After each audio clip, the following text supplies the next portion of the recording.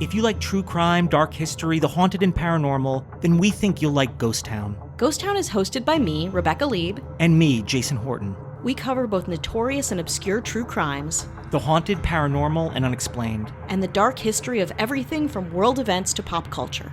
There are new episodes of Ghost Town every Wednesday and Friday. Find out for yourself what Vulture.com called essential listening and one listener called a total waste of time. So pause the podcast you're listening to right now. And go subscribe to Ghost Town for free on Apple Podcasts, Spotify, or wherever you get your podcasts. And at ghosttownpod.com.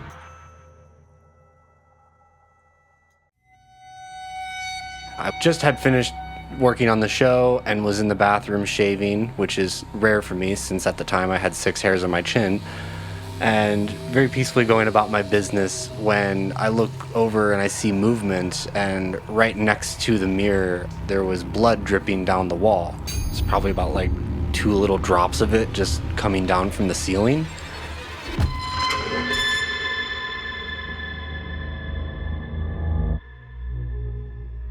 In this episode, we are heading into the Smokies along the state's western border. For thousands of years, the Cherokee people have called these mountains home. Their connection to this land runs deep, stretching back to the end of the Ice Age. But that history hasn't been easy. Colonization tore through their world, followed by the Trail of Tears in the 1830s, a forced removal that pushed many from their homeland. Yet some stayed, and others found their way back. Today, the Eastern Band of Cherokee Indians carries that legacy forward, living in the land of their ancestors. With that legacy comes stories, not just of survival, but also of the supernatural. These tales began long before ghost tours and social media. They've been passed down through generations of Cherokee families, many told around campfires as warnings and carried through time. At the center of many is the sgili, a Cherokee word for witch or dark spirit, entities that don't just scare, but can reach out and grab you.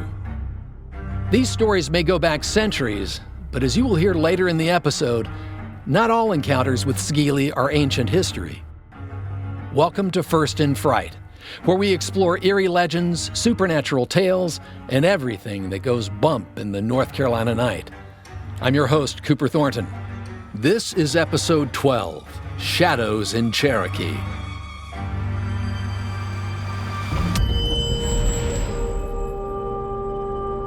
We begin with one of the most feared sgili tales ever told. Our Cherokee storyteller, Kathy Littlejohn, takes us deep into the mountains for the story of Spearfinger.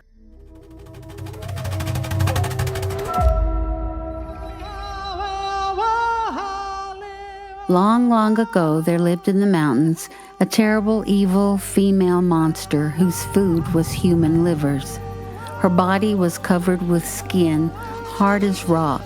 She had a long, razor-sharp spear finger made from bone that she used to stab humans in the back and pull out their livers, which she would eat, bloody and raw. Spearfinger's favorite time of the year was the fall, when the Cherokee burnt the leaves in order to find the chestnuts that had fallen. She would see the smoke and hurry to sneak up on someone and feast. The scariest thing about her was that she was a shapeshifter and often took the shape of a kindly grandmother and then called the children to her as they were picking berries or playing near the villages. When some little girl or boy ran to her, she would hug them, hold them, comb their hair until they slept, and then she would spear them through their heart or the back or the neck. She would remove their livers and eat them. A few times she was spotted in her true form, going through the woods singing, "Liver, I eat it. Liver, I love it." At last, a great council was held to get rid of Spearfinger before she could kill everyone. "Let's trap her in a pitfall and let all the warriors attack her at once," was one idea. So they dug a deep pitfall across a trail nearby and covered it over with grass and dirt and tree limbs. Then they set fire to a large pile of brush and hid in the laurel thickets as they knew she would come as soon as she saw the smoke. Sure enough, an older woman known well in the village came hurrying along the trail and then fell into the pit. She showed her true nature then and screamed and howled in fury while stabbing at everyone with her long spear finger. The warriors rushed forward and shot as straight as they could into her rocky skin, but the arrows only broke off while she climbed closer and closer to the top of the trap. A little titmouse bird began to sing, and they thought that it was trying to say, "The heart, the heart." So they began shooting at her chest, but the arrows could not penetrate her rock-like skin. A chickadee bird flew down and landed on her spear finger, and that's where her heart really was. The warriors saw that and began to shoot at the tip of her finger. She began to rush at them, furiously stabbing at them and jumping up and trying to claw her way out. Closer and closer she came to the top, so close they could smell her foul breath. Finally, a warrior had a clear shot, and his arrow stuck into her heart at the tip of her razor-sharp spear finger, and she fell down dead. Now, ever since then, the Cherokees call the chickadee the truth teller, and when someone is away from home, if this bird comes and perches near their house, the family will know that their family member will soon be home safe, especially as Spearfinger was no more.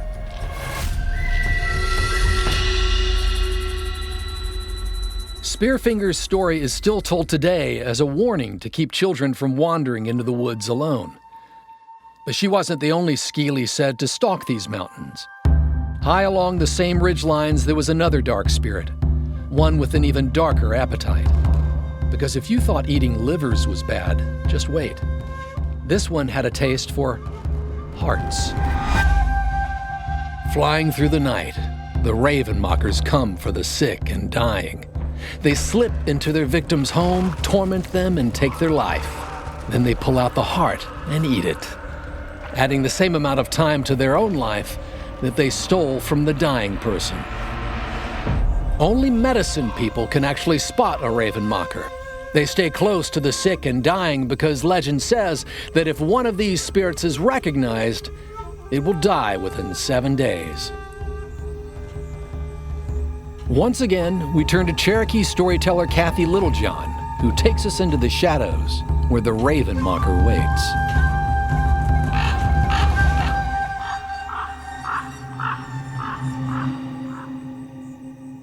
A young Cherokee man was on a hunting trip, and night came while he was still a long way from home. He knew of a house nearby where an old man and his wife lived, so he hoped to stay with them and went to their home. But when he got there, no one was in the house.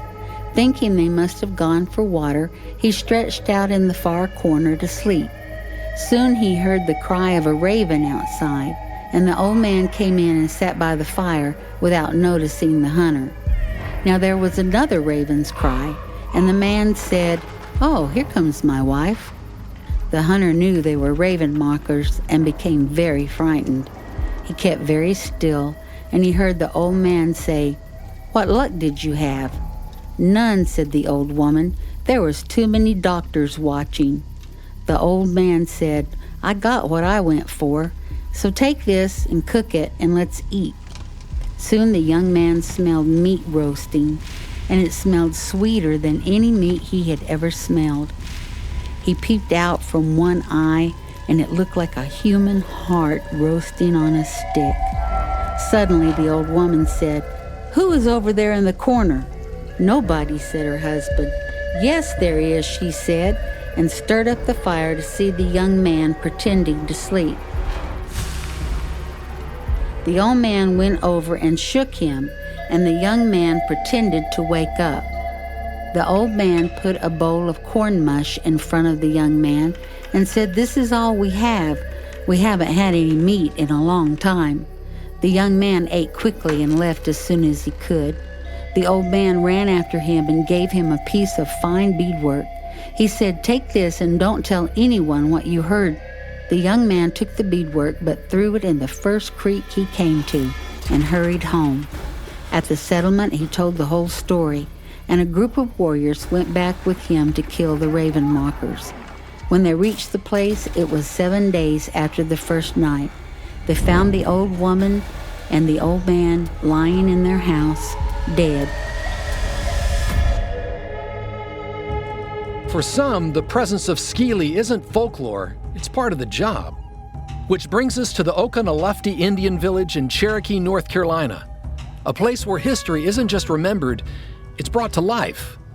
And some who work there have come face to face with what can't be explained. My name is Dustin Wolf, and I am Muskogee Creek from Oklahoma. I'm the program manager at the Oconaluftee Indian Village, a living history museum where people can come in and see a variety of Cherokee crafts, as well as the style of life before and after European contact. Here at the village, with such a long history, there's been several different sightings of ghosts, or if you prefer, sgili. I myself have had my own encounters with them. Many of my associates who have worked here over the years have as well. And we do, oftentimes during October, we do host ghost walks or ghost hunts, and we do have guests who have had their own encounters on site as well.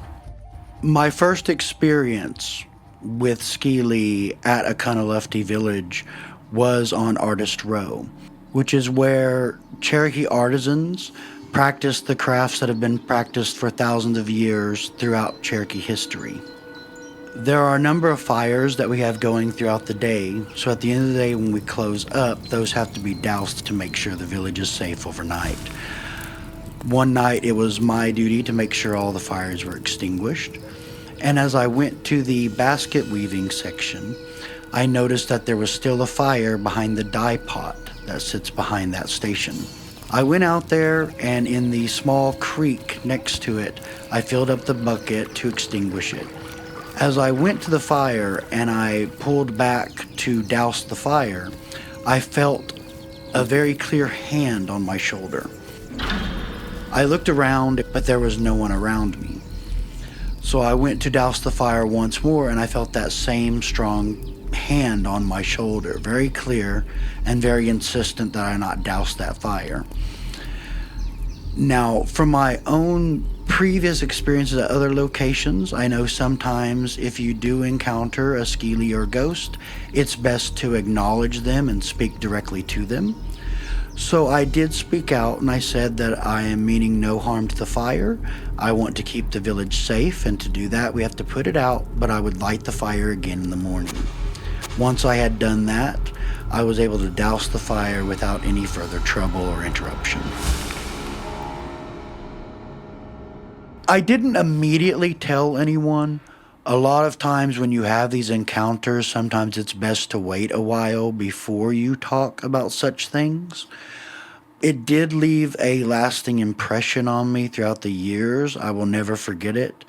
I also know that there are others here at the village who have seen figures, almost shadow forms, walking back and forth behind that station as well.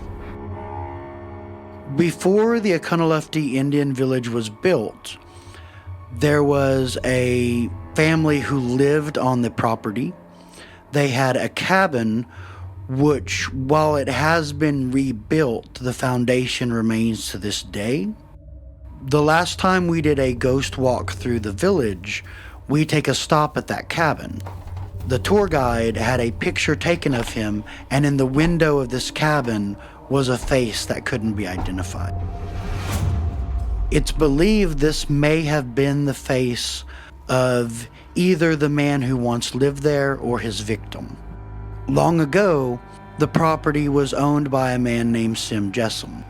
He had become a bit estranged with his wife, and one day had decided that he no longer wanted to be married to her. So he chose to put a chair directly in front of the door and sat there waiting with a shotgun in his lap. When the front door opened, he fired, and it was only then that he realized he had not shot his wife, but instead his sister-in-law. She bled out on the threshold and her life was lost. While I never really doubted the story, it is one of those stories that just gets passed on from year to year. However, during our ghost hunt, one of our guides had told this story, and one of the tourists raised his hand and he said, "That was my grandfather. He did 50 years hard time for the murder."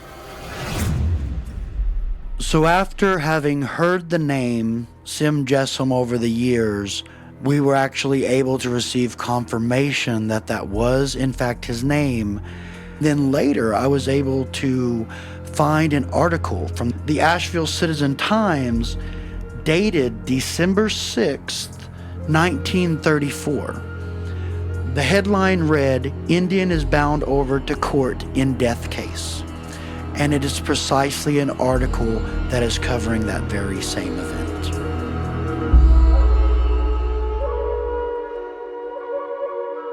While some encounters happen during everyday life at the village, others take place behind the scenes of Cherokee's long-running outdoor drama performed at the Mountainside Theater. Ghosts are said to linger in both the amphitheater and cast and crew housing, especially in the boys' dorm. Performers try to rest once the night show is over, but that's easier said than done. I'm Gus Zimmerman. I'm the executive assistant over here at Cherokee Historical Association. I've been with the organization since 2017. So Mountainside Theater is the home to Under These Hills Outdoor Drama. It is an outdoor amphitheater. It seats over 2,000 people and was completed in 1950. The show itself actually highlights the history of the Cherokee people from colonization into the Trail of Tears and how they were able to survive and become what is now known today as the Eastern Band of the Cherokee Indians. There's many stories within the theater itself. We've been telling the same story for 75 years, but within that, many others have occurred during that time. One story in particular is about our Davis cottage. It is the original home of Harry and Susan Davis. Harry Davis was the original director for Under These Hills, and Susan Davis was the costumer for Under These Hills. Sometime within the 70s, Susan Davis actually passed away within the home itself, and they had to cart in an ambulance through the theater to get to her while this was all going down. It is said that her ghost still remains within the property, and she can be seen on opening night of the drama every year just to make sure that the costumes are still up to her standards. We actually have created a haunted house now at Davis Cottage for our Ravenmocker Screams attraction, which will take place this October. Some other stories for Mountainside Theater include the theater itself being built on top of the roaming grounds of the LP. LP means little people. Usually folks say LP because saying little people is a part of announcing them and regarding them, which a lot of Cherokee people don't like to do. It's tradition that if you do have an encounter with an LP, that you don't say anything for 7 years to prevent anything harming you or your family. The LP are, in a sort, a spirit that is unknown to the Cherokee people. It's part of their lore. They are small spirits that cannot always be seen by folks. They can be mischievous, they can be friendly, helpful. It just depends on the day, truly. It's tradition that if you are walking into the theater at night, usually alone, you want to announce yourself to the LP to make sure that they know you're there and you mean no ill content. I've done it many times. I know one time I went in alone and announced myself and turned over and I had a 3-inch long spider just sitting right next to my face, and I can swear I heard them giggling. I would not talk about this story usually, but it has been 7 years, so I think I'm good to go on explaining it. We had an actor in our show one summer who was getting ill quite often on stage, and it was believed that there was a shgili within the theater seeking him out. So we actually had 2 other actors come in who are Cherokee who came in to push out the bad shgili from the space, and during that night they brought the actor with them. And the one detail I remember hearing when they came back, aside from their pale white faces, was that they had to chase it out of our pump house, and the door kept slamming, and they had seen a large, shadowy figure running in and out of it, trying to run away from them. The actor did end up feeling better after that. It took some time, but he was good to go soon after. So the boys' dormitory is actually located behind our amphitheater, houses about 20 people altogether. It's a 100-foot long building with 3 sets of stairs that just go all the way up the mountain. It's one long hallway. And we have one giant communal bathroom with lots of stories within it. I had been warned prior to living within the boys' dorm that there was a lot of activity on the property, and especially within this building itself. And my first year living on the property for the summer, I just had finished working on the show and was in the bathroom shaving, which is rare for me since at the time I had 6 hairs on my chin, and very peacefully going about my business when I look over and I see movement, and right next to the mirror there was blood dripping down the wall. The blood was actively running down the wall. It was probably about like 2 little drops of it just coming down from the ceiling. Honestly, at first it didn't really scare me too much, but then I had to process what was happening, and I immediately ran outside we have a fire pit right outside the building where everybody was hanging out, and I was just out in my towel, and I had to explain what had just occurred. And someone very quickly assured me that that was just from the haunted experience that they did last year. However, they had already cleaned up that mess, and that was 8 months prior to this occurrence taking place. So I found it rather strange that fresh blood was dripping down a wall and it hadn't dried up within 8 months. Since I was so new to that space, I wasn't really sure who or what sort of spirit was causing the blood to drip down the wall. No one really went to investigate with me, but it did disappear sometime after. Maybe somebody else cleaned it up, I'm not exactly sure. Most people don't clean up after themselves in that building. I did not go back in that room for some time because, no. For some time now, this past couple of years, we've actually been incorporating what we call hall ball in the boys' dorm. And it's essentially the very long hallway the whole building is. And you just put a ball in the middle of it, and there's a bunch of 20-something-year-old boys. They're all just going to start throwing it around.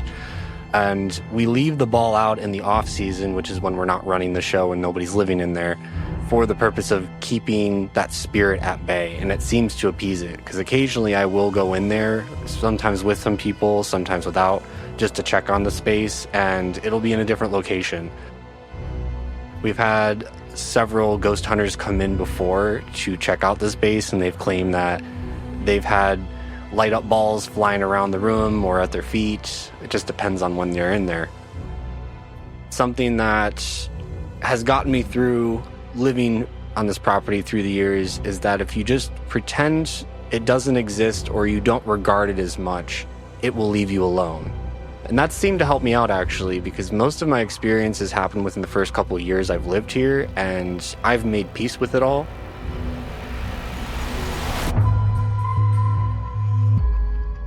North Carolina's Great Smoky Mountains are full of stories. Some are lessons, some are warnings, and some still walk among us.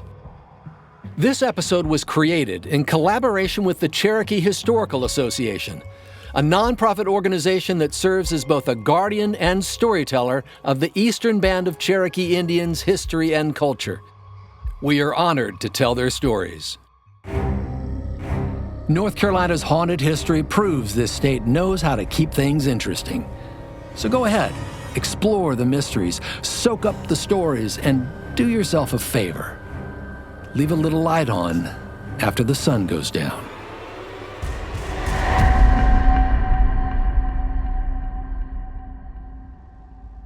To learn more about the paranormal places and scary stories of North Carolina, visit ncfirstandfright.com. Discover trails and destinations that will haunt you in the best way, and share your own NC scare by tagging hashtag #NCFirstInFright. First in Fright is a production of Visit North Carolina, Lou Quire, and AYR Media.